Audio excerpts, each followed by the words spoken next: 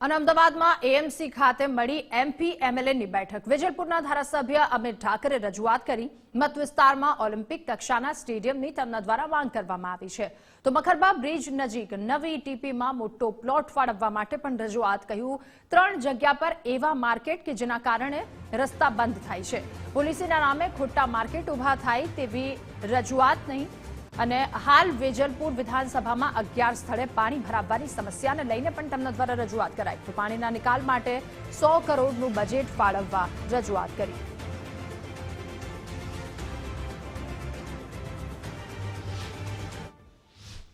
એક તો એક મોટું ઓલિમ્પિક કક્ષાનું એક સ્ટેડિયમની માંગણી મારી બહુ વર્ષો જૂની છે। મારા મત વિસ્તારની અંદર એક સ્ટેડિયમ બને, જેમાં કારણ કે આખું ડ્રાઇવ ઇન ટોકીસથી શરૂ કરીને ગ્યાસપુર સુધી રમવા માટે એક 500 વારનું મેદાન પણ નથી। તો મારા મત વિસ્તારમાં એક મેદાન જે હોય મોટું, એમાં એક સારું સ્ટેડિયમ બને।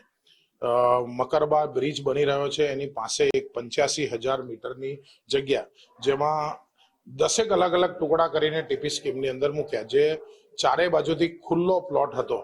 તો મેં કલેક્ટર અને કમિશનરમાં અને રાજ્ય સરકારમાં એની માંગણી કરી છે કે આ ટીપીને રિવ્યુ થાય અને ત્યાં આગળ એક સરસ મજાનું સ્ટેડિયમ બને।